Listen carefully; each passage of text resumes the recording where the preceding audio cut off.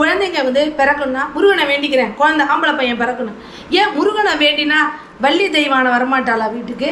ஏன் கிருத்திகை விசாக நட்சத்திரத்து மருமக வரமாட்டாளா நம்ம வீட்டுக்கு? கந்தன் காலடியை வணங்கினால் கடவுளர் யாவரையும் வணங்குதல் போல். அது ஏன் சொன்னாங்க?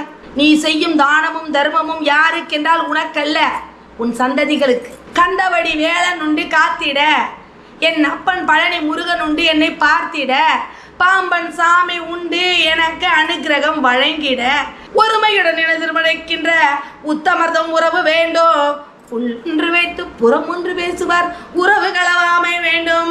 ஒரு தரம் சரணபா என்று சொல் உலகத்தினில் நினைத்ததெல்லாம் உடனே கைகூடும் என வேதங்கள் மொழிதே. பரிகாசமோ என்மேல் பரிதாபம் இல்லையோ? பரிகாசம் பண்றியா? பரிதாபம் இல்லையா என் மேல? கொஞ்சம் காட்டக்கூடாது என் மேல? பக்தி திருமகன் முத்துக்குமரனை மறவேன், நான் மறவேன். விதி விளையாடுகிறது என்று எல்லாரும் சொல்கிறார்கள். கதி எங்கே? எங்கே போறது? கடவுளிடம்தான். அப்ப முருகன் என்ன சொல்றாரு? யார் வந்தாலும் காப்பாத்திக்கிறார். என்ன சொல்றாரு? கந்தன் காலடியை வணங்கினால் கடவுளர் யாவரையும் வணங்குதல் போல். அது ஏன் சொன்னாங்க? தந்தை பரமனுக்கு சிவகுருநாதன், தாயார் பார்வதியின் சக்தி தானே வேலன், சிவசக்தி தானே வேலன். அப்புறம் என்ன சொன்னாரு? அண்ணன் அவன் கணேசன், கண்ணன் அவன் தாய்மாமன். ஸோ இவங்களுக்கெல்லாம் நெருக்கம் பண்ணிடுறார். ஸோ அதனால என்ன பண்ணுறோம்? முருகன் ஒத்தரை பிடிச்சிக்கிட்டாலே நாம் எல்லா தெய்வத்தையும் பிடிச்சின மாதிரி அர்த்தம். அதுக்கு யார் வழிகாட்டணும்? குருநாதர். குருநாதருக்கு முன்னாடி யாரை பிடிக்கணும்? விநாயகரை பிடிச்சி அவர்கிட்ட வரத்தை வாங்கணும். விக்கினங்கள் இல்லாமல் நான் போய் ஃபஸ்ட்டு விநாயகா எனக்கு நல்ல வழி காட்டி எதுவும் தடங்கள் இல்லாமல் நடக்கணும் வேண்டிக்கிட்டு அப்புறம் குருநாதர்கிட்ட போய் நல்ல தெளிவை கொடு அப்படின்னு கேட்கணும். இன்னொன்று, படைத்தவன் வந்து கடவுள், ஆனால் தாய் தந்தை. எத்தனை பேருக்கு தாய் தந்தை நல்லவங்களா அமைகிறாங்க? தாய் தந்தை எப்படி வேண்டுமானாலும் இருக்கலாம், அவர்களுடைய சூழ்நிலை, அவருடைய வேலை. ஆனால் பிறந்த பிள்ளைகள் அனைவரும் நேர்மையாக இருந்தால் அந்த கந்தனின் அனுக்கிரகம் உனக்கு முழுமையாக கிடைக்கும். நீயா இரு. அப்படிதான் மகாபரிவாளன் சொல்றா. நீ செய்யும் தானமும் தர்மமும் யாருக்கென்றால் உனக்கல்ல, உன் சந்ததிகளுக்கு. நீ கூடுமானவரை புண்ணியத்தை சேர், பாவங்களை கழி. எல்லாத்தையும் நமக்குன்னு வச்சுக்கப்படாது. பிறருக்கும் கொஞ்சம். நம்மகிட்ட 100 ரூபாய் இருந்தால் 20 ரூபா தர்மம் பண்ணலாம். 1000 ரூபாய் இருக்கா தாராளமாக 100 ரூபா தர்மம் பண்ணலாம், தப்பு கிடையாது. அதுக்காக வந்து பார்க்குறப்பெல்லாம் இருக்குங்கிறதுக்காக பண்ண சொல்லலை. உன்னிடம் வந்து கேட்பவரிடம் நீ என்ன பண்ணணும்? இல்லை என்று சொல்லாமல் என்ன கேட்டால் நான் சொல்லுவேன். ஒரு நாள் கோயிலுக்கு போயிட்டு வெளில வரும்போது 10 ரூபா தான் இருந்தது. ஒருத்தர் நான் சொன்னேன் 10 ரூபாய் இருக்குது போடுறேன் வேணா வாங்கிங்க. ஒரு 2 ரூபா போட்டிருக்கேன். ஆட்டோவில் வரும்போது ஒரு அம்மாவுக்கு வந்து நின்றுச்சு 2 ரூபா போனேன். 2 ரூபாய் எனக்கு வேணாச்சு, கொடுத்துரு. எனக்கு அந்த 2 ரூபாய் பெருசு. ஏன்னா இதை எல்லாருமே கஷ்டப்பட்டு தான் மேலே வந்திருக்கோம். எல்லாம் அந்த கடவுள் கஷ்டப்பட்டு நம் உழைத்து கொடுத்திருக்கார் என்பதின் அருமை தெரிய வேண்டும். எதனையும் என்ன பண்ணணும்? ஏற்றுக்கொள்ளக்கூடிய தகுதியை வளர்க்க வேண்டும் என்றால் முருகனின் கைகளை பிடித்து கொள்ள வேண்டும். எந்த படை வரினும் 6 படை ஜெயிக்கும் என்ற நம்பிக்கை இருக்க வேண்டும். கந்தவடி வேலன் உண்டு காத்திட, என் அப்பன் பழனி முருகன் உண்டு என்னை பார்த்திட, பாம்பன் சாமி உண்டு எனக்கு அனுகிரகம் வழங்கிட, குருநாதர் பார்வையில் இருக்கும் எனக்கு வரும் துன்பத்தை அகற்ற கந்தன் அங்கே திருச்செந்தூரில் கடலாடி என்னை காண அழைக்கிறான் என்று ஓட வேண்டும். நாளெல்லாம் அவனை பாடி பாடி பரவச நிலையை அடைய வேண்டும்.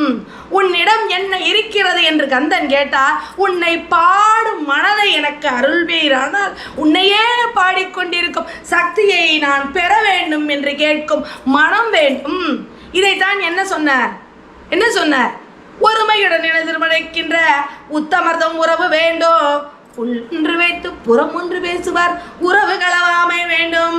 பெருமை வெறும் நினது புகழ் பேச வேண்டும், பொய்மை பேசாதிருக்க வேண்டும் அப்படின்னார். மதமான இப்படியாவது இருக்க வேண்டும், மறுபொன் ஆசையை மறக்க வேண்டும். இன்னொன்று என்ன வைக்கிறாரு? உன்னை மறவாது இருக்க வேண்டும், நோயற்ற வாழ்வு நான் வாழ வேண்டும். எங்க தர்மமிகு சென்னையர் கந்த கோட்டத்தில் தலைமோங்க கந்த வேலை சண்முக தூயமணி உண்முக சைவமணி சண்முக தெய்வமணியை யாருக்கு பண்ணாங்க? அந்த கந்தகோட்டை முருகனுக்கு அந்த வார்த்தையை பண்ணாங்க. அப்போ அங்கே போகும்போது அந்த பலன் கிடைக்கிறது. கரெக்டா? சுவாமிநாத சுவாமிக்கு என்று பாடல் ஒன்று இருக்கிறது. ஒரு தரம் சரணபா என்று சொல் உலகத்தினில் நினைத்ததெல்லாம் உடனே கைகூடும் என வேதங்கள் மொழிதே. பரிவாகவே அனந்தர சரணபா என்று நான் சொல்லியும் பாங்கு மிகு காங்கேயா அடியேன் எண்ணியது பழியாதிருப்பதேனோ. முருகையா குருபரா கந்தா கடம்பா கதிர்வேளா கார்த்திகேயா இணையால் குருநாத சரவணே போற்றி போற்றி. என் அப்பனே பொன்னேர அப்பதில் வளர் என் சுவாமிநாத குருவே, உன்னையெல்லாம் எனக்கு ஒரு தெய்வம் உண்டப்பா. உன்னை நான் தேடி வருவதை விட என்னை நீ அழைப்பதை தடப்பா நான் நாளெல்லாம் விரும்பி விரும்பி கேட்கிறேன். வேற என்ன கேட்கிறேன்? நீ அழைக்க வேண்டும், நாங்கள் வர வேண்டும். நீ அழைக்காமல் நான் வந்தால் வெளியில் கவுண்டர்கள் போட்டு விடுவார்கள். நீ கூப்பிட்டேன்னா அந்த கதவு திறந்திருக்குங்கிறது மட்டும்தான்ப்பா சத்தியம். நீ கூப்பிடாம எந்த கோயிலுக்கும் போக முடியாது. மயிலம் போகலாம், எல்லா இடத்துக்கும் போகலாம். அவர் அழைப்பு ஒன்று வந்தாலே செல்ல வேண்டும். அப்போதான் நமக்கு எல்லாமே கிடைக்கும். நம்ம என்னதான் நம்மளா முயற்சி பண்ண போனால் நடக்காது. அதை முதலில் நாம் உணர்வதற்கும் அவருடைய கருணை கிடைக்க நம் பார்வை நம்ம மேலே விழ வேண்டும். இன்னொன்று தெரியுமா? முருகன் என்றால் அழகன் அப்படின்னு சொல்கிறான். அதே மாதிரி குழந்தைங்க பிறக்கணும்னா முருகனை வேண்டிக்கிறேன், குழந்தை ஆம்பளை பையன் பிறக்கணும். ஏன் முருகனை வேண்டினா வள்ளி தெய்வான வரமாட்டாளா வீட்டுக்கு? ஏன் கிருத்திகை விசாக நட்சத்திரத்து மருமக வரமாட்டாளா நம்ம வீட்டுக்கு? அப்படி மாற்று கருத்துக்களோடு முருகனிடைய அணுகுங்கள். முருகனிடம் நிறைய இருக்கு, கொடுக்க நிறைய இருக்கு. நீங்களும் சிந்தனைகளை வேறு வேறு மாதிரி வெற்றுக்கொள்ள வேண்டும். ஆறுபடை அப்பனிடம் போகும்போது அருக்கடாட்சத்தையும் அவருடைய பார்வையை மட்டுமே கேட்க வேண்டும். இது கொடுப்பா அது கொடுப்பா என்று கேட்கக்கூடாது. இதை கொடுத்தா இது செய்கிறேன், இன்னைக்கு வரைக்கும் நான் இது கொடுத்து இது செய்கிறேன்னு இன்றைக்கி உங்களுக்கு யார்ட்டுன்னு வச்சுக்கோங்க. நான் இன்னைக்கு வரைக்கும் மாதிரி சொன்னதில்லை. ஏன்னா என்கிட்ட கொடுக்க எதுவும் இல்லை. நான் மட்டும் அப்படி தான் வாழ்கிறேன். என்கிட்ட கொடுக்க எதுவும் இல்லை. வேலைக்கு போகிறாங்க, அவங்க கொடுத்தா அதை எடுத்து வந்து போடுறேன். எனக்கு ஆட்டோவுக்கு இதுக்கு கொடுக்குறாங்க, அதில் நான் வரேன். ஆனால் என்ன நீ கூப்பிடணுன்னா நீ என்னை உள்ள அனுமதி கொடுத்தாதான் நான் வர முடியும். அப்படி தான் நான் இன்னைக்கு வரைக்கும் நினச்சிட்ருக்கேன். மனசார இருக்கும் நாள் கவியை நீ என் நாவில் பாடி கேட்க வேண்டுமென்றால் என்னை அழை, நான் தருகிறேன். வீட்டிலேயே இரு என்று நீ உத்தரவு போட்டாலும் அதற்கேற்ற மனு பக்குவத்தை கொடு. அப்படிதான் வீட்டில் இருக்க முடியும். இன்று கைகால்கள் ஆரோக்கியம் அனைத்தையும் நீயாக நின்று காக்கிறாய். இதே போல நீ நின்று காக்க வேண்டும் அப்பா. உன் கருணை கண்கள் எப்பொழுதும் 12 பார்வைகளில் என்னை பார்த்து கொண்டே இருக்க வேண்டும் அப்பா என்று கதற வேண்டும். பன்னிரு விழிகளிலே பறிவுடன் இரு விழியால் என்னை நீ பார்த்தாலும் போதும், வாழ்வில் இடரேதும் வாராது எப்போதும் சண்முகா அப்படின்னு பாடணும் அவரை பார்க்கும்போது. அப்புறம் என்ன அங்கே போனோன்னே என்ன பாடுறதுன்னு யார் கேட்டாலும் திருப்புகழை பாட பாட வாய்மனக்கும் எதிர்ப்புகளை முருகா உன் வேல் தடுக்கும், வேல் தடுக்கும் முருகா உன் வேல் தடுக்கும். வேல் இருக்க வினை உண்டா சொல்லுங்க? வேலும் மயிலும் துணை இருக்கும்போது என்ன நம்மளை என்ன பண்ணும்? அந்த தைரியத்தை யார் கொடுப்பா சொல்லுங்க? இன்னொன்று சொல்கிறேன், எந்த நேரத்துலையும் முருகனை நினைக்கணுங்கிற மனசை அவர் எப்பயுமே நம்ம கூட்டிக்கிட்டே இருக்கணும்னா அவர் சோதிச்சுக்கிட்டே தான் இருப்பார். அந்த சோதனை தெய்வம் என்று அனைவரும் சொல்லுகிறார்கள். சோதனை என்பதை மாற்றி சோ அப்படிங்கிறத எடுத்துடுங்க, ரெட்டகொம்பு அந்த இடத்துல சான் போடுங்க. சாதனை தெய்வம் முருகன் அப்படின்னு மாற்றி அனைவரும் சொல்ல வேண்டும் என்று நானும் முருகனிடம் வேண்டிக் கொள்கிறேன். அவர் ஏன் நமக்கு செய்த அந்த அருப்பெரும் கடலான தெய்வத்தை சோதனை கடவுள் என்று சொல்லும் அளவிற்கு நாம் என் மடையர்களா? சாதனைக்கு என்றே உருவான தெய்வம் அப்பா. ஆறு பெண்கள் வளைத்து அவர் அந்த தாமரையில் அப்படியே உருவெடுத்து வந்தார். அப்போ அதை நம்ம என்ன பண்ணணும்? சரவணபவா சாதனைக்குரிய தெய்வமே அப்படின்னு அழைக்கணும்னு நான் முருகன்கிட்ட கேட்குறேன். அதை தான் நானும் கேட்க விரும்புகிறேன். இன்னொன்று தெரியுமா? ஒரு பாட்டு சொல்லுவாங்க, எனக்கு அது கூட நினைவுக்கு வரல. விரிதோகை மயில் மீது வருவாய் என்று எதிர்பார்த்து, விரிதோகை மயில் மீது வருவாய் என்று எதிர்பார்த்து, வழி மீது விழி வைத்து வரும் பாதை எதிர்பார்க்க விளையாட இது நேரமா. இப்படி எத்தனையோ நான் பாடியிருக்கேன். எழுது சளைத்தேன் ஜென்மம் எடுத்து கலைத்தேன் போது திருந்து உளமாற உன்னை பாட உன்னை பார்க்க வரும்போது விளையாட இது நேரமா, புரியாத புதிரோ நீ அறியாத கதையோ. புரியாத புதிரோ நீ அறியாத கதையா? நம்ம போறோமே, நம்ம கதை அவருக்கு தெரியாதா? பரிகாசமோ என் மேல் பரிதாபம் இல்லையோ. பரிகாசம் பண்றியா? பரிதாபம் இல்லையா என் மேல? கொஞ்சம் காட்டக்கூடாது என் மேல. பரிகாசமோ என் மேல் பரிதாபம் இல்லையோ. திருப்பியும் விரிதோகை மயில் மீது, யாரே பாம்பன் சாமி மாதிரி வருவா என்று எதிர்பார்த்து வழி மீது விழி வைக்கிறோமா அவர் வருவாருன்னு. அந்த அளவுக்கு தேடும் பாக்கியத்தை அவர் என்ன பண்ணணும்? நமக்கு அருளணும். மூச்செல்லாம் முருகா முருகான்னு சொல்லணும்.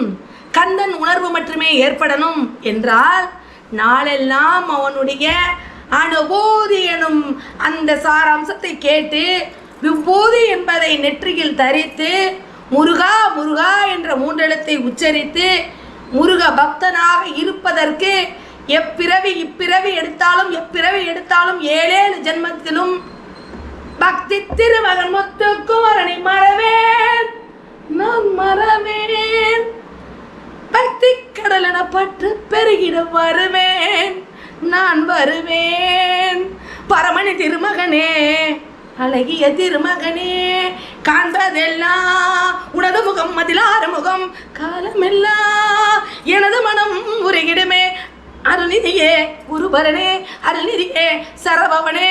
அப்படி பாடி மருதமலை முருகனை கூப்பிடணும். பழமொழி சொல்ல போனால் அங்கே அவரை கூப்பிடணும். அழகான பழனிமலை ஆண்டவா அப்படின்னு கூப்பிடணும். பழனிக்கு போறீங்களா? என்ன பாடணும்? காணார மலையேற வைப்பாண்டி கந்தா என்றாதான் கண் முன்னே வந்து நிப்பாண்டி அப்படின்னு பாடணும். திருச்செந்தூர் போனோன்னா என்ன பாடணும்? குங்குமத்தை காக்க நிற்கும் அந்த முகம் ஒன்று 6 முகம் காட்டுதமா 100 முகம் காட்டுதமா 6 முகம் எங்கு அப்படின்னு பாடுறோம். வயலூர் போனால் என்ன பாடுறோம்? வயலூர் முருகா வடிவேலா வள்ளியது கனவா வடிவேலா அப்படின்னு பாடுறோம். திருத்தணிக்கு போனால் என்ன பண்ணுறோம்? திருத்தணி படிகளில ஏறி வந்தேன் முருகா தேனும் தினை மாவும் கொண்டு வந்தேன் முருகா குறவள்ளியோடு நீயும் வந்திடுவாய் முருகா என் மனதுக்கு நிம்மதியை தந்திடுவாய் முருகா அப்படின்னு பாடணும். ஒரு வீட்டுக்கும் ஒன்று இருக்குது. இப்போ நம்ம சுவாமிநாத சுவாமியை போய் பார்க்குறோம் அப்படின்னாக்க என்ன பண்ண? ஏ சாமிநாதா தபந்தோ பஸ்மரிப்தாங்க கங்கை ஏகாருண்ய சிந்தோ ருத்ராட்சதாரி நமஸ்தே ரௌத்த லோகம் கரத்தம் புராரே குருமே. இது அவருக்கு காவடி சிந்து மெட்டில் போட்டால் பாட்டு. இது அங்கே பாடணும் அவருக்கு. இப்போ நம்மளை தேடி ஒருத்தவங்க வந்தாங்கன்னா நம்மளை பற்றியே பேசும்போது நம்ம எப்படி ஹாப்பியாக இருக்கோம்? வந்தவங்க நம்மளை பற்றியே பேசுகிறாங்க, ஐயோ அவங்களை நமக்கு ரொம்ப பிடிக்கும், நம்மகிட்ட நல்லா அன்பாக இருக்க, நம்ம இவ்வளோ விரும்புகிறோம் அவங்கள. அப்போ முருகனை பற்றியே நம்ம பாடும்போது அவர் எப்படி விரும்புவார்? நம்மளை இன்னும் ரொம்ப ரொம்ப நேசிப்பார்ல நம்மளை. அதுதானே முக்கியம். இப்போ சேலத்துக்கு போகிறோம். அந்த கன்னிமார் ஓடையில் உட்காந்துக்கிட்டு எத்தனை பேர் படிச்சிருக்கீங்க? கன்னிமார் ஓடையிலே திருநீர் அணிந்து சேலம் மாநகரத்திலேன்னு அவர் படிக்கிறோம். அந்த இது கந்தகுரு கவசம் படிக்கிறோம். எத்தனை பேர் படிக்கிறோம் சொல்லுங்க? பாவம் எல்லாம் போக்கி 1 தரம் கவசம் ஓதி உள்ளலுக்கு போகும் 2 தரம் கவசம் ஓய்து எண்ணியதெல்லாம் கிட்டும் 9 தரம் ஓரி மரண பயம் ஒழியுங்கிறான். எத்தனை பேர் போய் அந்த கன்னிமார் ஓடையில் உட்காந்து இந்த பாட்டை படிச்சிருக்கேன் சொல்லுங்க? பட் நான் ஒரே ஒரு நாள் போனேன், அந்த பாக்கியம் கிட்டுச்சு. எங்கள் வீட்டில் எல்லோரும் அந்த ஓடையில் உட்காராதேன்னாங்க. நான் வழுக்கல்லையும் போய் உட்காந்து அந்த ஒரே ஒரு தடவை அந்த பாக்கியத்தை எனக்கு முருகன் கொடுத்தாரு. நான் அதை புக்கை பார்த்து தான் படித்தேன். ஏன்னா பாதி தான் மனப்பாடமாக தெரியும், பாதி தெரியாது. ஏன்னா எல்லா பாட்டும் பாடுறதுனால எல்லாத்தையுமே இன்னும் மைண்டில் போட்டு வச்சுக்கிறதுக்கு என் முருகன் இன்னும் அனுக்கிரகமாக என் கூட நிற்கணும்னு நான் வேண்டி போயின்னு இருக்கேன். அதை நோக்கி தான் நான் என்னுடைய பயணம். ஏன்னா என் பயணம் எப்பொழுதும் முருகனை நோக்கியதாகவே இருக்கும். அவர் ஒருவர் தான் அனைவருக்கும் வழித்துணை. ஏறுமையில் வாகனம் இருக்கும்போது எட்டாத உயரத்திலும் ஏற வைக்கும் ஏணியல் அப்பா அவர். அவ்வைக்கு அருள் செய்தாரே, நமக்கு அருள் செய்ய மறுப்பாரா? கூப்பிட்ட குரலுக்கு ஓடி யார் வருவார்? சுப்பிரமணியன் வருவார். எல்லாரும் சொல்ல சுக்குக்கு மிஞ்சிய மருந்து எதும்பார். தலைவலின்னா சுக்க உரைச்சி யார் போடுறேன்?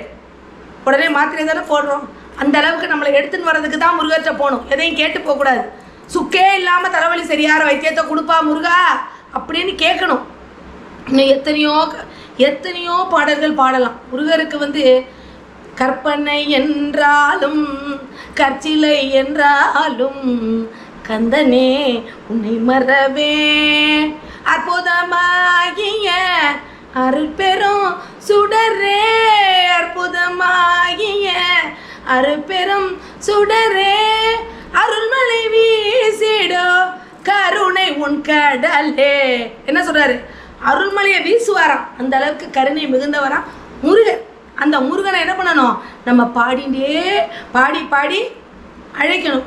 பாடி பாடி அழைச்சே முருகா, பாடி பாடி அழைச்சே, எப்போ வருவனியோ நான் காத்து கொண்டே இருப்பேன், காலமெல்லாம் உன் சன்னதியில் நானும் இருப்பேன், கண்ணார கண்டு நானும் குளிர வேணும், காலமெல்லாம் காத்து கொண்டு நானும் இருப்பேன், கண்ணார உன்னை நான் காண வேண்டும், எப்போதான் முருகா நீ வருவ, எப்போதான் முருகா நீ வருவ. இப்படி பேசணும் முருகர்கிட்ட. சினிமாவில் பாடுற பாட்டை தான் பாடணும் இல்லை. முருகன் அந்த ஞானத்தை நமக்கு அள்ளி வழங்கினால் ஒழிய நாம் முருகனை நினைத்து பாட முடியாது. அவர் அனுகிரகமின்றி எதுவுமே நாம் செய்ய முடியாது. வள்ளி வள்ளி என்று கூவிக்கொண்டே முருகனை கூப்பிட்டு போகிறோன்னு வச்சுக்கோங்க. அப்போ என்ன, அவர் ஓடி வந்துடுவார். ஏன்னா வள்ளல், வள்ளியோட வீட்டுக்கார் வள்ளல். தேவர் குறை தீர்த்த முருகா அப்படின்னா தெய்வான ஓடி வந்துடுவாங்க. புரியுறதா? இப்படி ஒவ்வொன்றையும் நம்ம சொல்லும் போது அவர் வந்துடுறார். அப்போ நம்ம என்ன பண்ணணும்? எப்பயுமே அவரை கந்தன் என்று கைகூப்பி அழைத்து கொண்டே இருக்கட்டும். அழைக்கட்டுமா சாமி அழைக்கட்டுமா, அந்த அறுபட வீரவனை அழைக்கட்டுமா, அழைக்கட்டுமா சாமி அழைக்கட்டுமா, அந்த ஆறுமுக கந்தனை அழைக்கட்டுமா, அப்படி சொல்லலாம். இன்னொன்று, பாலாலே தேனாலே அபிஷேகம் முருகா முருகா, அப்படி பாடலாம். நம்மளுக்கு என்ன தெரிஞ்சதோ அதை பாடுற பாக்கியத்தை முருகன் தான் இருந்து நாவில் உணர்த்த முடியும். அதை தான் என்ன சொன்னார் சஷ்டியில், நாவில் சரஸ்வதி நற்றுணையாக அப்படி சொல்கிறாரா இல்லையா? அப்போ தான் சரவண பவன் சொல்ல முடியும், ரவண பவசன்னு சொல்ல முடியும், வினபவ சவரணன்னு சொல்ல முடியும். இதெல்லாம் எப்படி வரும்? அவருடைய அருள்ங்கிற அந்த பார்வையில் ஞானம் என்ற ஊற்றை நமக்கு பஞ்சாமிர்தமாக அவர் கொடுத்தாரே ஒழிய நாம் எங்கேயும் பேச முடியாது. அந்த தைரியத்தை வழங்க நாம் சரணாகதி அடைந்தால் ஒழிய அவரிடம் நாம் இருக்க முடியாது. சரணாகதி அடைஞ்சிடணும். சரணாகதி அடைந்து வழி காட்டுன்னு போய் நின்றுணும். அப்போ தான் அவர் காட்டுவார். இன்னொன்று, அவர் கூப்பிடாமல் நாம் அவரை நெருங்க முடியாது. திருப்பதிக்கு எப்படி அவர் கூப்பிடா போக முடியாதோ, முருகனை வணங்கணும்னா கூட பூர்வ ஜென்ம புண்ணியம் இருந்தால் தான் வணங்க முடியும். செவ்வாய் கடவுளாச்சே, சிறப்புறு மணியாச்சே, செவ்வாய் தேவனாச்சே, அவரை எப்படி வணங்கணும்? அவரை கேட்கணும், அனுமதி கேட்கணும்.